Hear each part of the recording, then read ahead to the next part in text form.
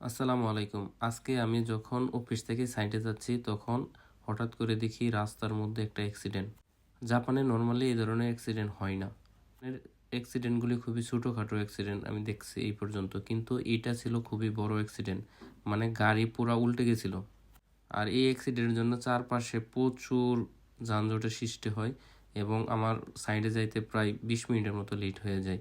আর এই অ্যাক্সিডেন্টটা এমন ছিল যে একটা ব্রিজের সামনে একটা গাড়ি পুরা উল্টে গেছে, আর জাপানিজ পুলিশ, ফায়ার সার্ভিস প্রায় সবাই এসে গাড়িটা উদ্ধার কাজের জন্য লেগে পড়ে। তো সকাল সকাল তাও কোনো কর্মীকে আমি কোনোভাবেই নিরলস দেখতে পাই না। সবাই খুব অ্যাক্টিভ সহকারে কাজ করতেছিল এবং যাদের গাড়ি জ্যাম লেগে গেছিলো তাদের গাড়ি খুব দ্রুত যেন জ্যাম সরিয়ে যেতে পারে সেটার ব্যবস্থা করতেছিল। সাথে সাথে অ্যাম্বুলেন্স ছিল।